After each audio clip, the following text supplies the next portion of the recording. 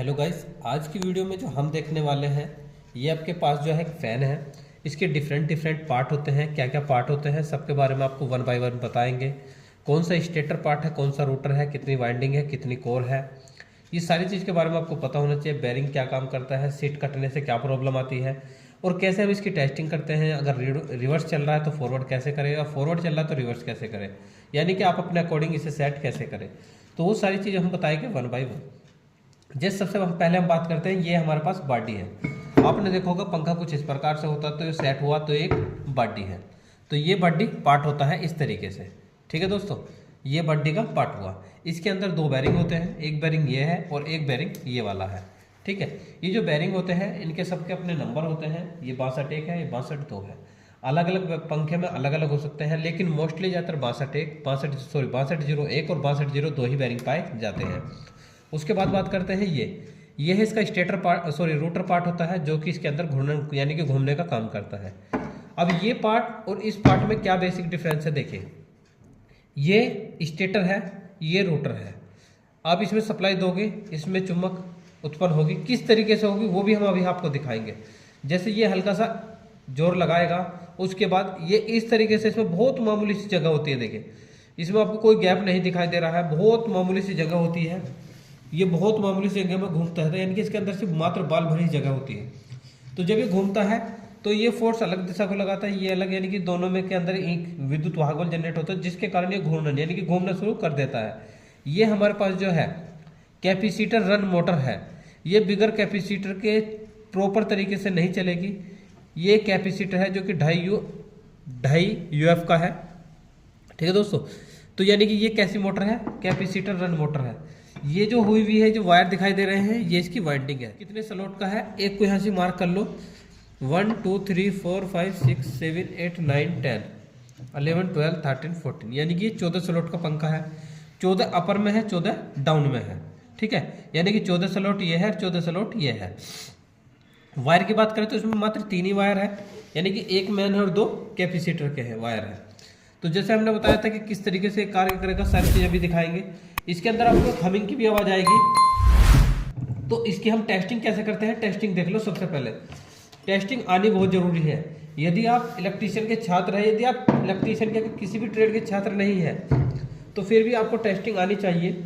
ये हमारे पास एक सीरीज का बोर्ड है, ध्यान रखना दोस्तों, सीरीज का बोर्ड है। कभी ये गलती आप भी कर लो, अपना कोई भी बोर्ड के दोनों तार अगर आपस में ऐसे मिला देते हो तो बल्ब नहीं जलेगा, आपका कहीं ना कहीं फॉल्ट हो जाएगा। तो ध्यान रखना कि सीरीज के बोर्ड का ही यूज़ करें। इसके बाद जैसे हम टेस्टिंग करते हैं इस तरीके से, पहले हमने वायर वाले जो वाइट है उसकी ब्लू के साथ करी, और फिर इसके साथ करते हैं। जिस पर भी हमारा सबसे कम बल्ब ग्लो होगा, जिस पर भी हमारा सबसे कम बल्ब ग्लो होगा, वही हमारे कैपेसिटर के वायर होंगे। ठीक है दोस्तों, अब देखिए यहाँ भी ज़्यादा है और यहाँ भी ज़्यादा है, तो यानी कि ये हमारा कैपेसिटर वाले वायर है। उसके बाद हमें टेस्टिंग करनी होती है अर्थ। ये पंखा शॉर्ट या करंट तो नहीं मार रहा, तो सबसे पहले हम दोनों को लोहे में टच करते हैं। यदि ऐसा होता तो अगर यहाँ से करंट की कोई भी संभावना होती तो यहाँ से ये शो कर देता, यानी कि हमारा बल्ब जो ग्लो करना शुरू कर देता। तो उस ग्लो से क्या होता है कि ये बता देता कि हमारा पंखा जो है अर्थ है। किस तरीके से वो भी हम देखो आपको दिखा रहे हैं। ये वायर हमने जानबूझकर इसमें अर्थ कर दिया है। ठीक है, वो भी हम आपको दिखा रहे हैं, जानबूझकर करा है। अब इसकी हम टेस्टिंग करते हैं। जैसे हमने टेस्टिंग कर ली, उसके बाद हम यहाँ चेक करते हैं। देखिए ये अलग ही दिखा रहा है कि एक आवाज़ से, यानी कि अर्थ अब करंट मारेगा। उसके बाद जैसे कि हमने बात करी है, आपसे एक बात और बताने की कि इसमें किस तरीके से करंट जनरेट होता है। ये आपका रोटर है, हमने इसको इसमें रख दिया है। अब देखिए ये एक प्रकार की आवाज़ करेगा। इसे पहले हम प्रॉपर तरीके से रख ले। ठीक है दोस्तों, हाँ अब देखना, ये एक प्रकार की आवाज़ करेगा। वो आवाज़ को जरा ध्यान से सुनना। थोड़ा सा कैमरा आगे कर दो। अभी तुम्हें महसूस नहीं हो रही होगी, चलो अभी हम दूसरे तरीके से महसूस कराते हैं।